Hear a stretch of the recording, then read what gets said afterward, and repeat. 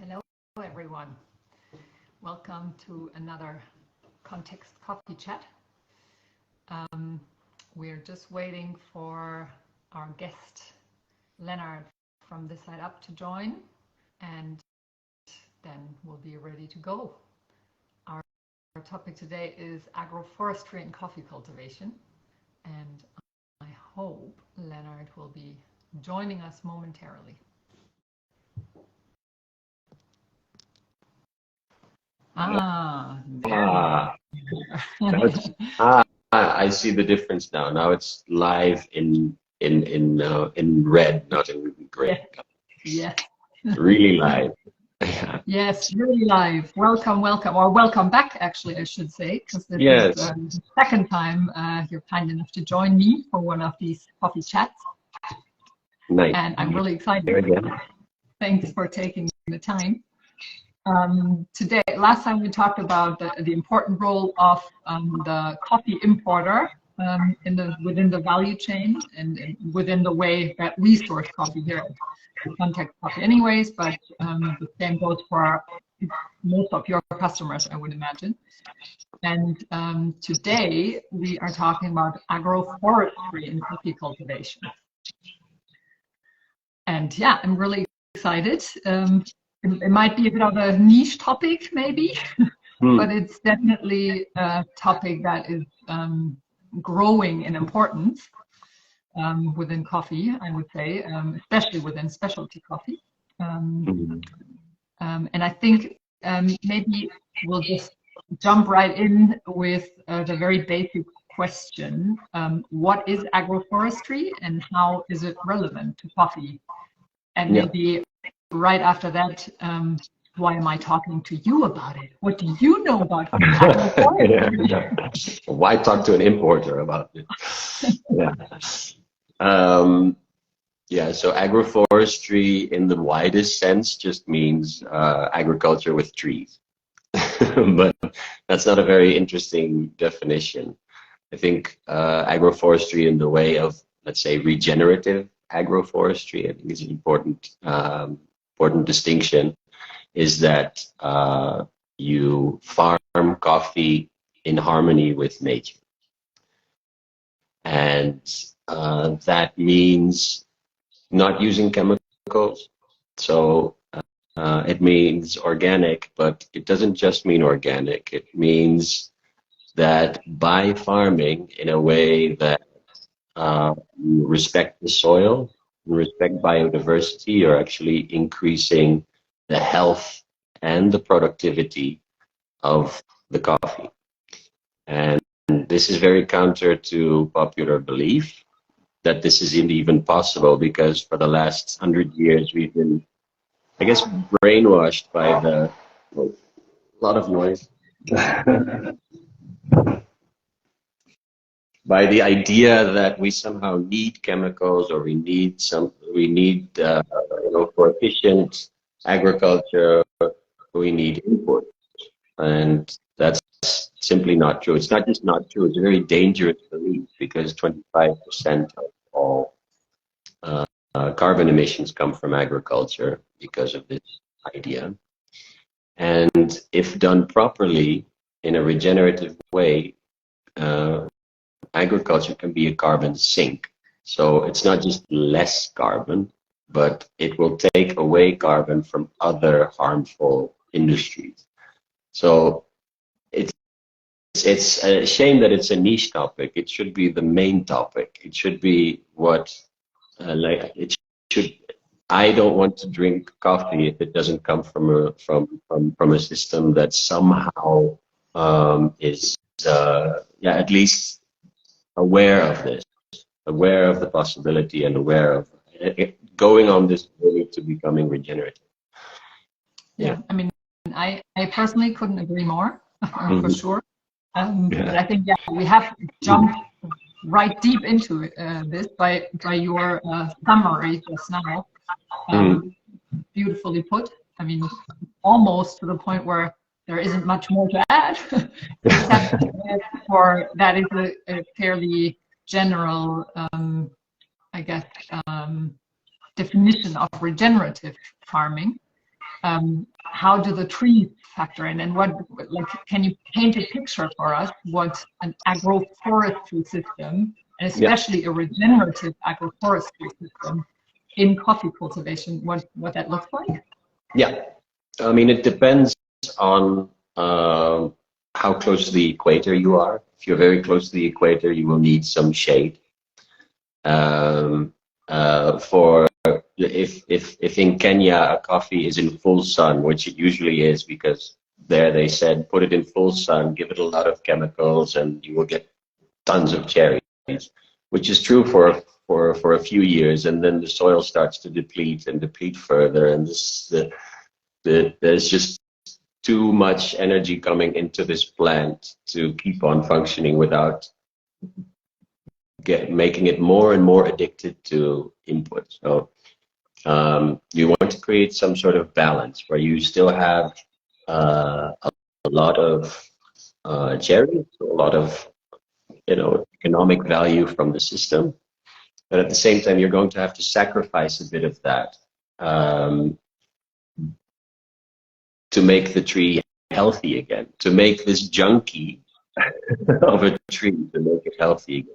And you do that by companion trees, by healthy living compost, so by taking care of the soil. So what, like in a forest, the soil is full of fungal networks, for example.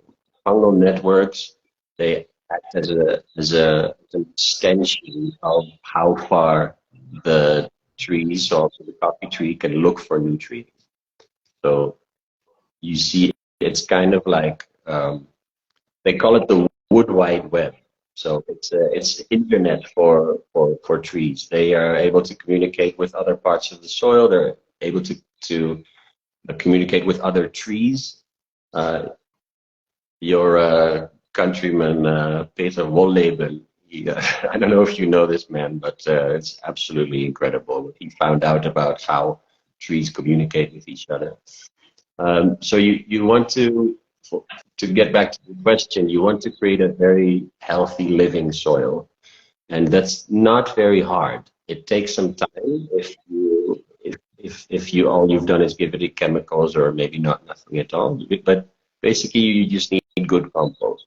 Composting is another topic by itself.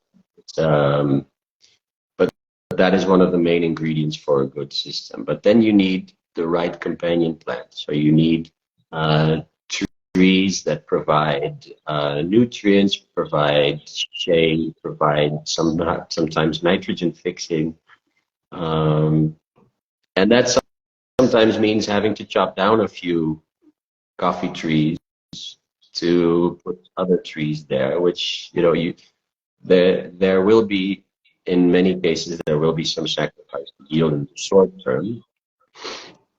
And that's why I think it's also important to realize that in healthy regenerative systems, you're not just growing one crop. You're growing, for example, the shade trees, they are jackfruit or mango trees, and those are used either in the local market or sold or eaten by themselves. And in that sense, the overall output of the system, let's say the holistic output of the system, is much higher than it was before.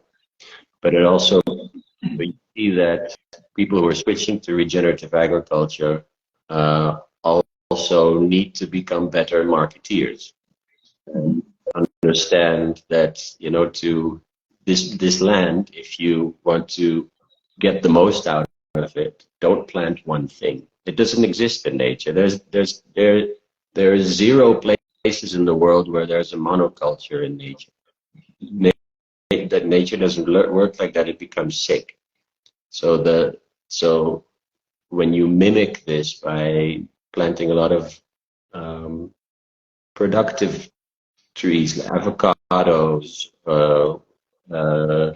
durian, pepper vines that can grow trees, all of those provide economic benefits and at the same time biodiversity. And one more thing about biodiversity, it is a pesticide. It's the best pesticide. If you have because a pest is nature's solution to, like, we put in a monoculture there. The pest is another sort of, is a reaction to this monoculture, is trying to restore balance by breaking down this monoculture. So it's a very natural thing to have these pests. But if you have a lot of competing microbes, insects, everything, they will make sure that not one type of bug will get the upper hand. So yeah. All right. Yeah.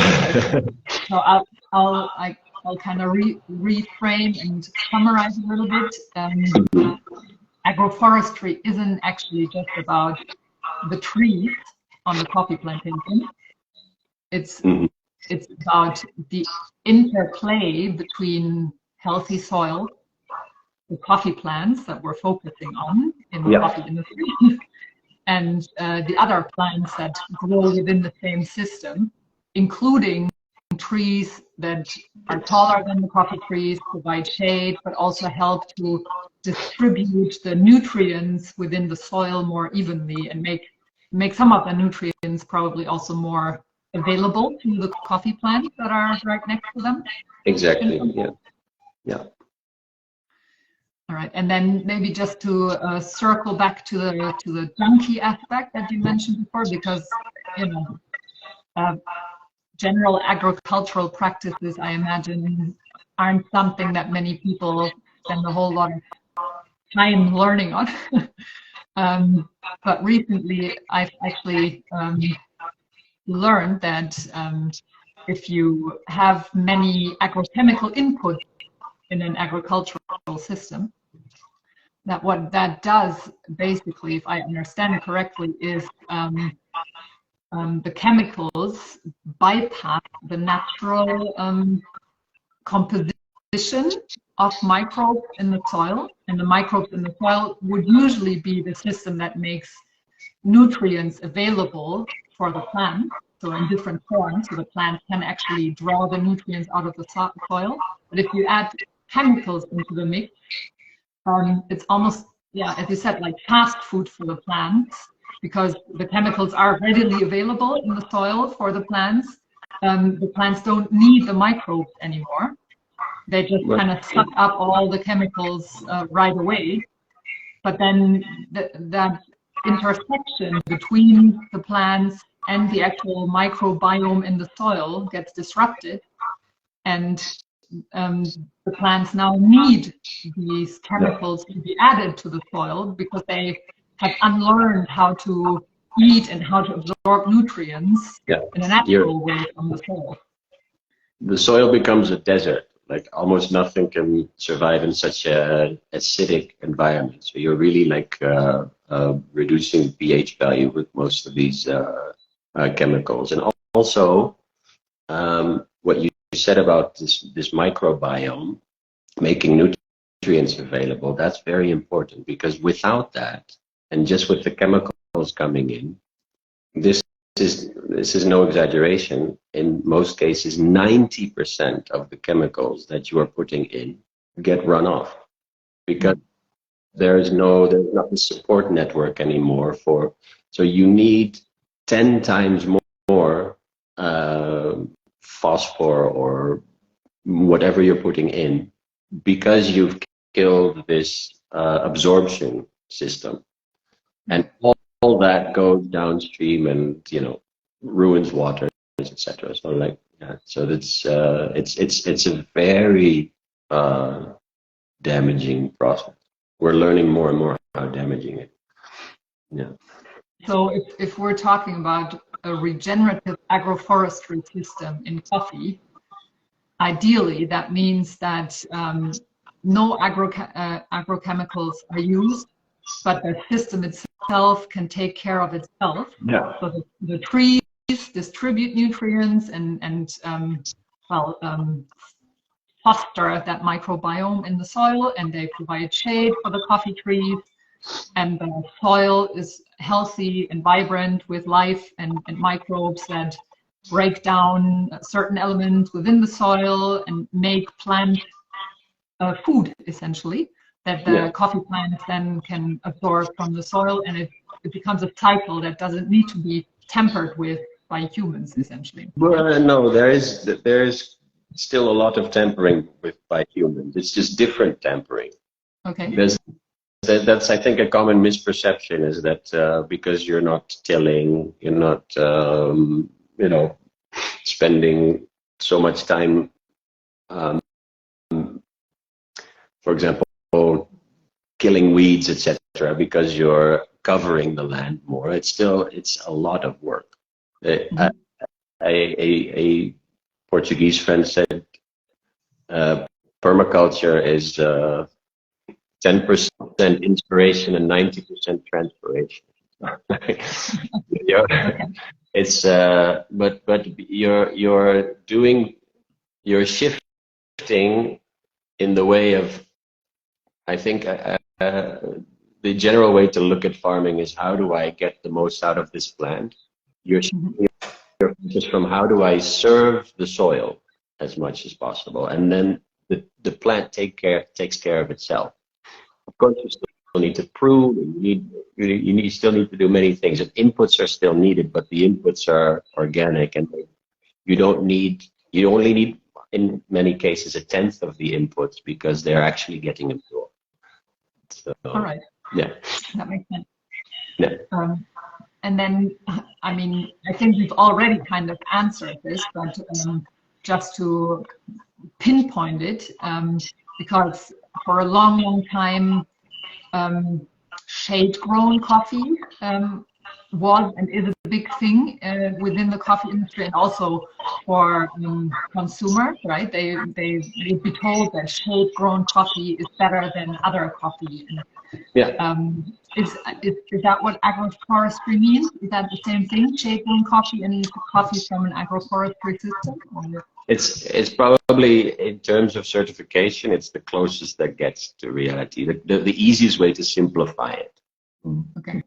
Bird-friendly, shade-grown, like those type of things, they do make sense, because a bird will only come to a coffee plantation if there's enough trees, there's enough bugs. If it's healthy, then you will see birds. Otherwise, you won't see birds. So the same with shade, yeah. Although, for example, in Thailand, which is very far, like in the north, and southern Brazil, which is very far in the south, don't put as many trees there, because then the coffee won't produce cherries. So it's a bit more nuanced than that, but in general, it's true. Yeah. Okay. Yeah. But would it be right to say then that every agroforestry system, but especially regenerative agroforestry systems, give you shade-grown coffee, because that's just one element of agroforestry. But just the stamp of shade-grown coffee doesn't necessarily mean that it's a completely regenerative, healthy farming. No, you will see many coffee plantations in Central America that are in beautiful canopies everywhere, but almost everyone uses Roundup. So it's like this big. They use what? Roundup, which is like it's glyphosate, which is one of the most harmful. It's banned in the EU, but there are attempts by Bayer Monsanto to undo that ban. Mm-hmm. It's a very, very toxic product, but it's being used in coffee very frequently, and in beautiful shade-grown systems. So yeah. Okay. So it's not the same thing. In some ways, it encompasses many things that a healthy agroforestry system has to offer, but only the certification or the stamped shade-grown coffee doesn't necessarily need what we might picture when we read that. No, and in the end, in the end, it should also be, you know, I talk to these farmers in Nicaragua who use a lot of these pesticides and chemicals, and I mean, it's just so hard to make ends meet. All these chemicals have now become even more expensive because a lot of the raw material comes from Ukraine, and obviously that source is not available anymore. So sometimes the price has gone up like 5-6 times, which is actually a really good boost. I just saw that Juan Pablo from Colombia, our partner, has joined. Saw him. That was a reason for a lot of the partners that he worked with to say, okay, let's give it a try. I understand what you want to do now, and even though it takes 3 years to wean off of the chemicals, which are, by the way, also supported by the Coffee Federation in Colombia, making it even more complicated. But now, I mean, once you're off, you know, and everything is healthier, and you also have gained a lot of understanding about how nature works. So, and you're breathing healthier air, like a lot of things, a lot of secondary benefits for farmers are also there. You've already touched on the next question that I was going to ask Hey, you. Adri, Indonesia is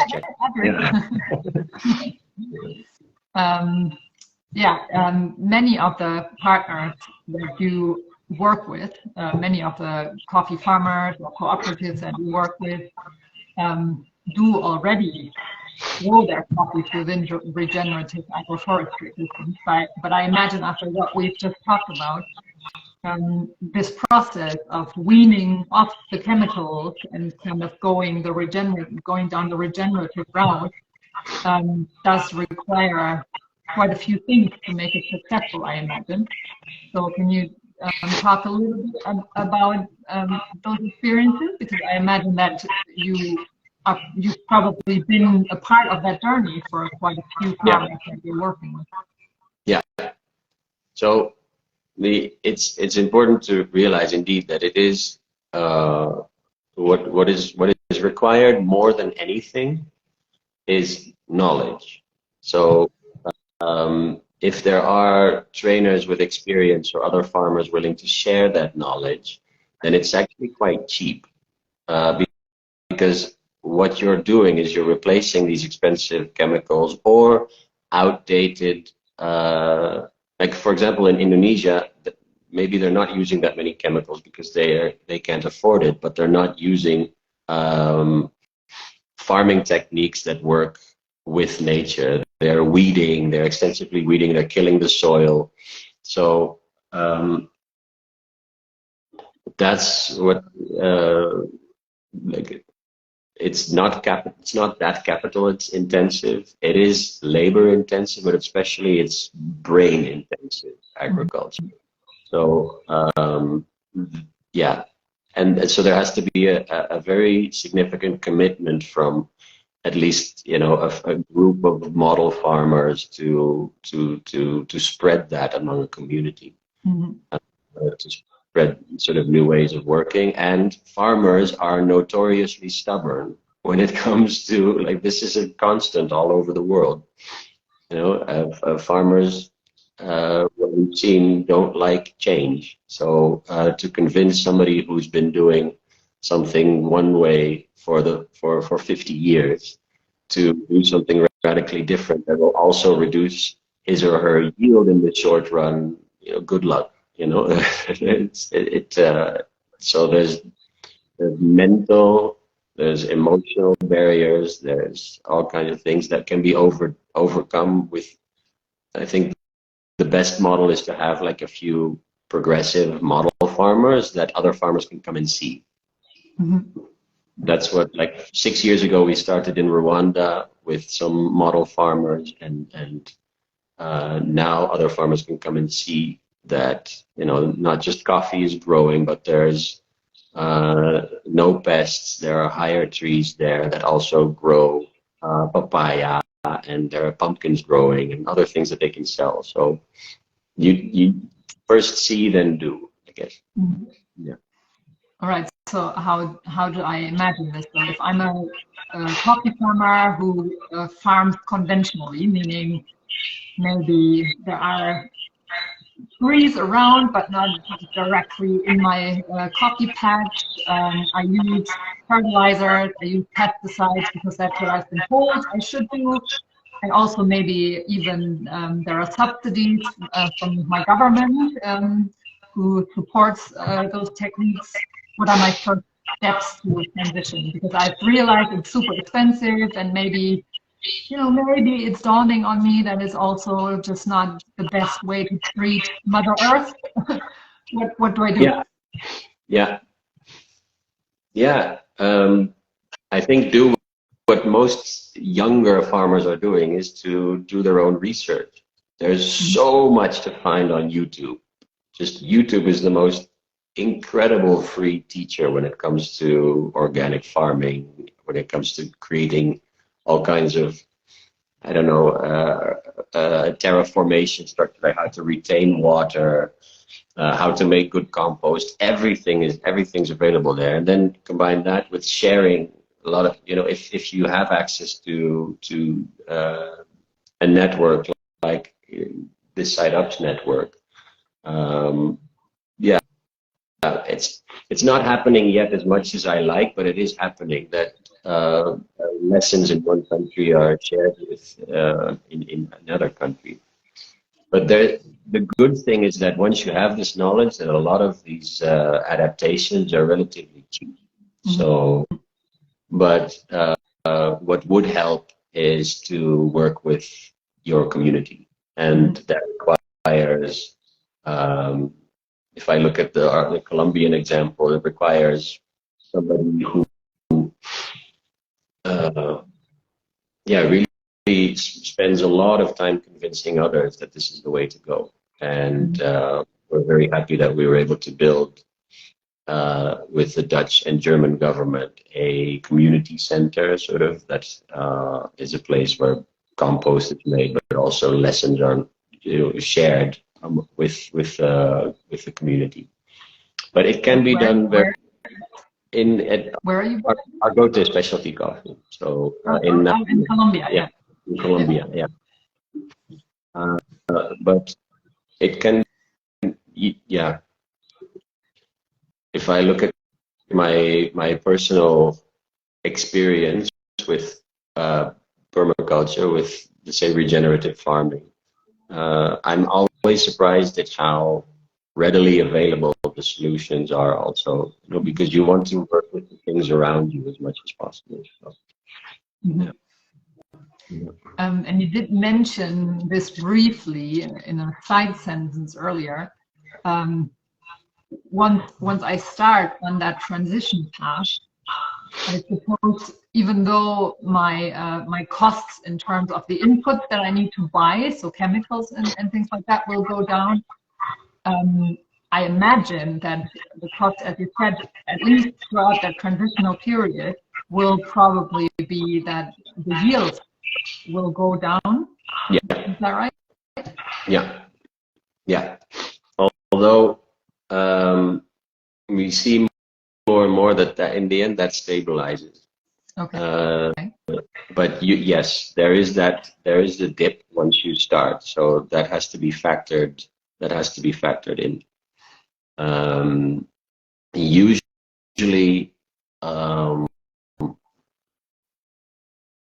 even if you are, you know, extensively farming with composting, everything, every farmer knows that at some point, you know, your trees need to rest anyway. So there are these rest years when it would be a good idea to start making these upgrades where you don't have that much yield anyway. Yeah. So that could be a solution. But this is what you're saying, I think, is one of the main problems with it. And the other is that there's a confusion between regenerative farming and organic farming. I think it's really important to distinguish the two, because organic is something that comes from us. That comes from the market. we don't want pesticides in our food, so farmers should do this and this and that. And then there's certification, people who come and see whether you did everything to check a box. So it's very much top down. Mm-hmm. Whereas and then there's this hope that once you're organic, you get access to higher prices and a better market, which doesn't happen. Mm-hmm. You know, it happens way too little for the amount of investments that you have to make.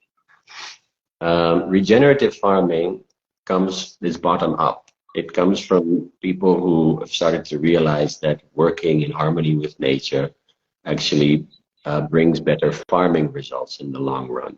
So it's economically more viable if you have different crops, if you have a healthier soil, etc. So there's not even talk about certification. I know there are some regenerative certifications, but it's not necessary. It's something you do for yourself. And if you're able to tell the story right, and we try to help people tell that story, then we hope that there will be a market for that. Yeah. And I hope so it will replace organic as a stamp of approval. But yeah, for now, there's no real way except storytelling to show, let's say, regenerative. What is regenerative and what is it? Yeah. So, I think not just agroforestry, but regenerative farming in general, as you said, the distinction is in the motivation almost, you could say. I mean, maybe not entirely. I'm sure there are loads and loads of organic farmers who farm organically because they want to work with nature and they love nature and that's their main motivation.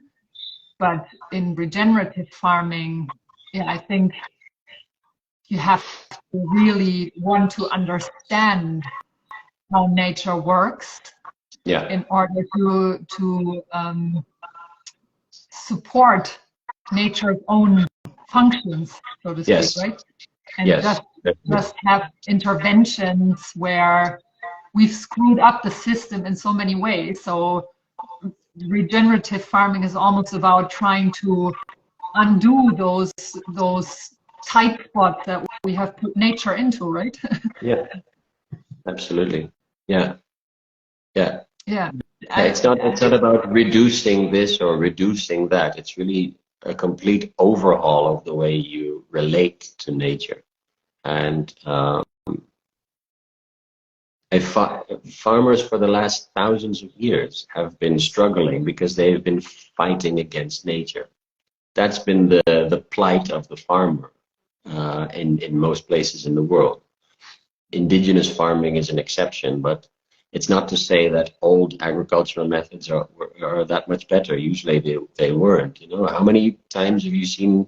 I mean, the plow. The plow is such a normal thing to see, but a plow is the most terrible thing you can do to the land. But people just didn't know. People didn't know about soil life. People didn't know about the slowly because of agriculture, we as a species became more and more apart from nature. So we forgot what this plant does to that plant. What function this plant has if you put it next to that other plant. Yes, in gardening, and I mean, all of the knowledge still exists, but especially then in the last 100 years, that has really been replaced by just use the most state-of-the-art, let's say, chemicals, and you'll be fine. But so we're getting there right now. The age of internet is really necessary for this because you see a revival of all these old sort of companion species, all this knowledge, covering soil in all kinds of special ways, and also an exchange of seeds. Sometimes there are people who don't like this and say you should only use indigenous species, but we're a world species. You know, when we go in the airplane and under our shoes, we have seeds, and we spread that all over the world. Like, nature has adapted to humans so much, but there are also trees that come from India that work really well in Africa. I mean, coffee is a perfect example. Yes, exactly. Yeah. But so the same with all kinds of companion trees. You know, some like might be a very fast-growing weed, for example, tapioca or areca nut, which is also very valuable in the cosmetics industry, is a fantastic early shade weed, as you say, a placenta kind of for a small coffee tree, and also provides another source of income. So it's a great way to provide shade, nutrients, and income. Without. So it's actually adding benefit instead of costing you something. Maybe you'd have to build something to protect the coffee tree when it's young. So it requires a lot of innovation and out of the box thinking. But I guess, I mean, that also touches on a topic that's quite crucial if we go back to the context of coffee. No pun intended. Because I mean, one of the big issues with smallholder coffee farmers is that in many cases they don't have access to the skills, to the knowledge maybe required to make those transitions on their own, right? And then combine that with the fear of change.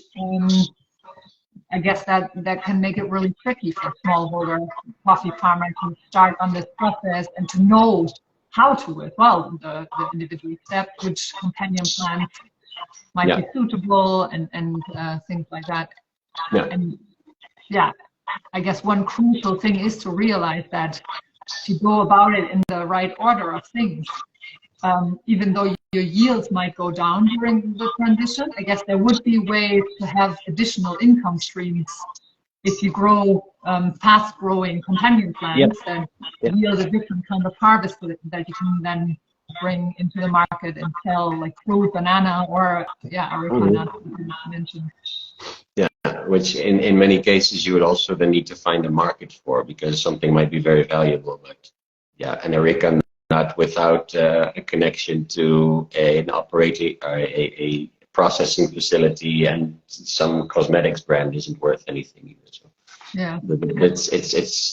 all of that is a lot easier said than done. But I think in the way that it's usually happening now is that, again, there are a few people with connections to the right knowledge, showing smallholders as a part of the community, or at least somebody who has the trust of the community, to start dissipating that knowledge. I think those are the key people in this type of setup. And for example, in a cooperative structure, that is very possible as well. Like in Rwanda, there are 2,000 farmers connected to Abakunakawa, Mushashi. And there's one very clever agronomist who has an experimentation plot and uses all kinds of new seeds and things to then slowly roll out and show other people. So it doesn't have to be every single smallholder farmer, as long as they have a connection to some kind of hotspot, some kind of innovation hotspot of people sharing. Yeah. And then I guess in your particular case, that is also kind of where you come in with your approach to what you do. I don't know whether you've brought the idea of agroforestry into a farmer group where it wasn't a topic before, but I do know that with with your producer a crossover event, for example, they are aimed exactly at this kind of knowledge exchange, aren't they? Yeah, yeah. No, it's true. There have been instances, for example, at the crossover where people said, like, before I never heard of this, but it is something that yeah, I think in general we work with quite progressive producers, at least ones who are open to progressive methods. So yeah, they already for sure knew about it, but there is so much to inspire about. There's so many individuals that I met who have been innovating for 30, 40 years, you know, and those are the ones that I want to connect producers to as well, because in coffee, not so much is happening.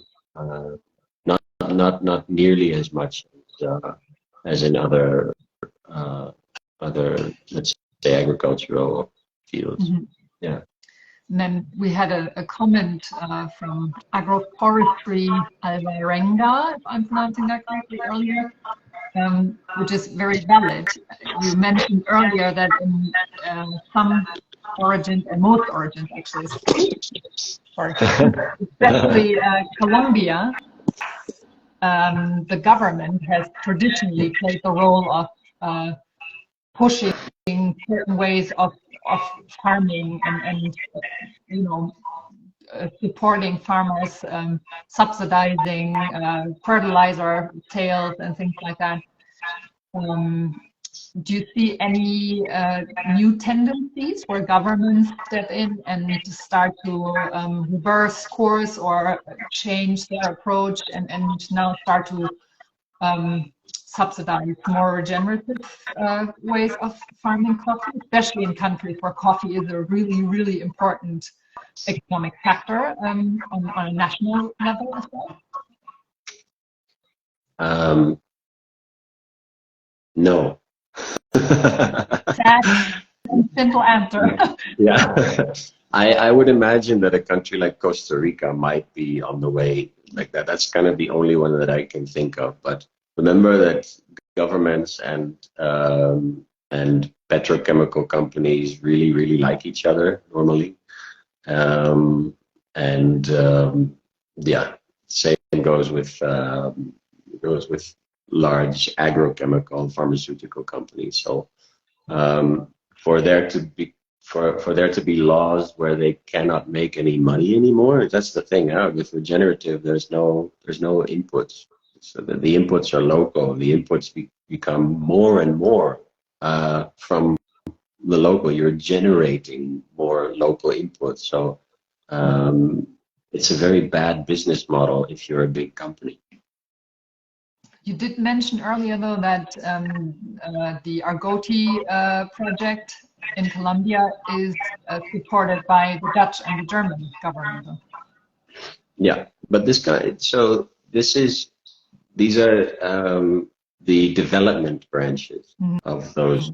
So for sure, there's a lot of development money going this way. In that sense, governments for sure are involved. Just national government. Yeah. So exactly. Yeah.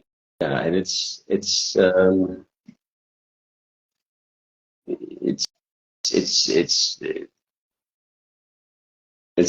difficult. I think it's a difficult topic because you see in the Netherlands also there is some legislation coming about food forests, but even here it takes so much effort to get it. You know, there is distrust from both agriculture and from the conservation people, because conservation people say everything agriculture is not conservation, and agriculture say everything agroforestry is not really agriculture. So you're kind of in this in-between world where you don't really have any allies, except the worldwide network of other people who are pioneering in this. So in that sense, we're still quite, pirating in many sense.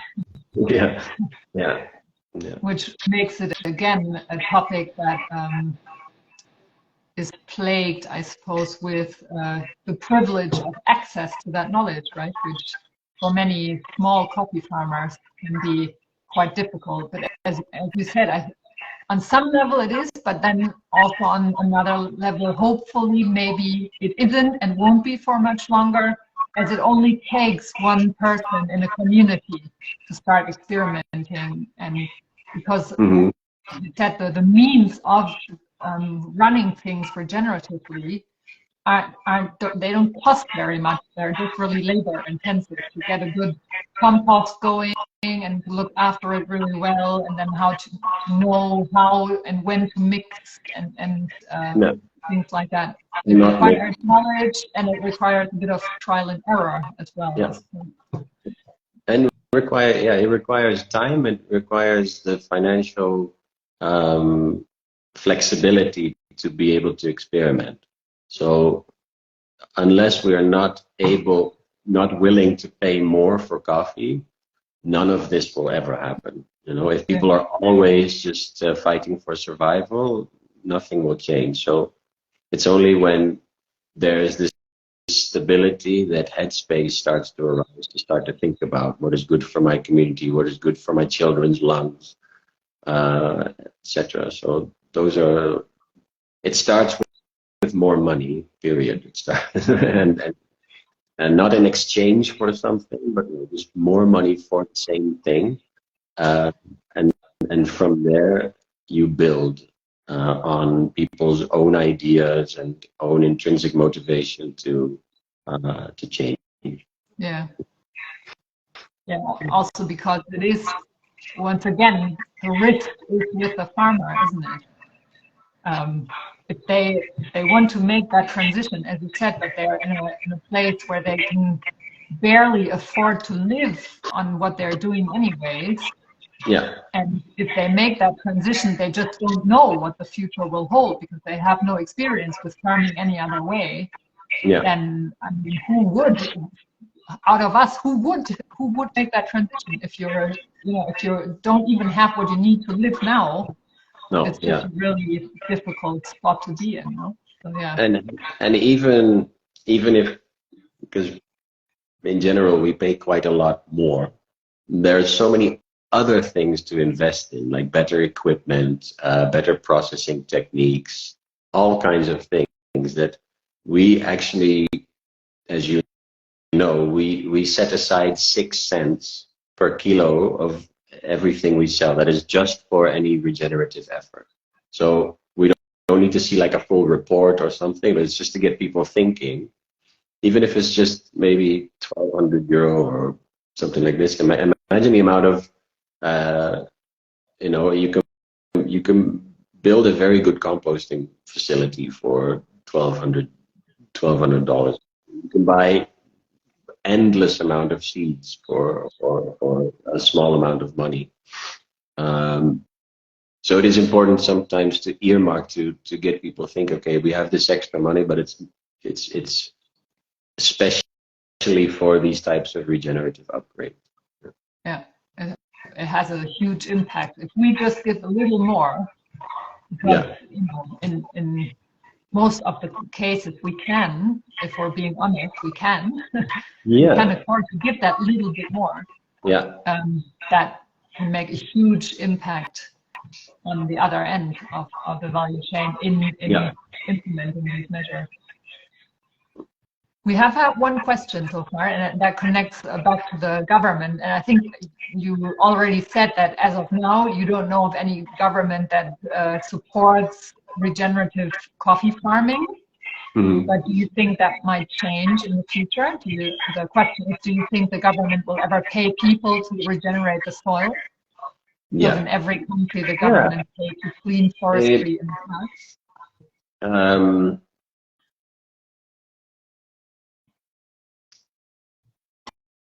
Not Theodore Roosevelt, but the other one. Yeah. The good one. President Roosevelt, yeah. there was, after The second one. after the Dust Bowl in America, there was I don't remember if it was a law or some kind of incentive for people to safeguard their soil. They knew that healthy soils was the only way to ensure the survival of American agriculture, because they killed it. So these laws, they have existed. They do exist. And then, of course, came the Green Revolution, and chemical companies took over. But yeah, it's happened before in history. We just need to look at we just need to do our research.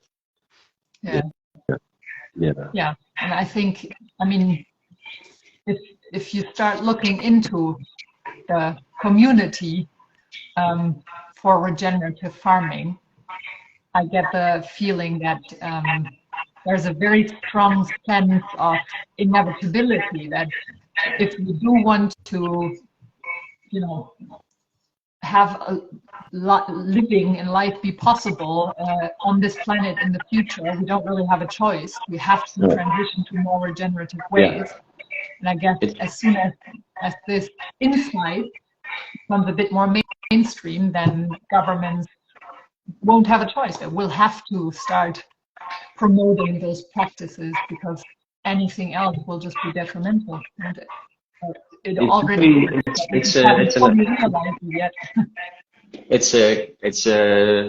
identical to the energy transition. We are there. It's clear as day. We can't keep burning fossil fuels, so we're investing in all kinds of other things, and that also means being less reliant on the Middle East and on Russia, which in terms of petrochemicals, it's the same thing. A lot of African countries, for example, they don't want to be dependent on buying a lot of this stuff, and so in that sense, for sure, it's a matter of time. And in the World Economic Forum and other very prestigious outlets, regenerative farming has already become a major topic. So it's also a question of time before. I mean, they're the ones that influence governments again. So for sure, it's on an agenda, if it doesn't compete with other agenda. Yeah. It is a very hopeful topic, I have to say. I can only recommend for anyone who has even just a slight interest in this kind of thing to look into it, because it is a very hopeful topic of how the world can be a better place. And it does make you think we already are in that transition. It's just not enough people know about it yet. Yeah, it is happening, and it has to progress whether we want it or not, because otherwise we won't have food on the table in the future, right? Yeah, exactly. Are there any other questions out there? Otherwise, I'm really trying to stick to the 1 hour format, because in the past these conversations are always so interesting, and they carry on, but then it makes it hard to watch, I guess, for everyone afterwards. So if there are any other questions, now's the time. You're very welcome to pop them in the question window. Otherwise, I will say a big thank you to you, Lennart, for your time and your insights. It's always super interesting to talk to you. And I mean, we didn't even get to the part where you yourself are an agroforester as well, since recently in Portugal. But hopefully we'll get a chance to catch up soon, and I would love to hear more about that as well. Thank you. For sure. Thank you so much. It was nice to talk about it. Thank you for everything you do at Origin and with your coffee growing partners as well, to move things in a good direction and give them the support that they need to make things happen. Thank you. Thank you. It means a lot. Yeah. Thank you for your ongoing support, Katja. No, well, Yeah. all right. Yeah. Thanks everyone for watching, and I hope you enjoyed. See you soon. Bye. Bye.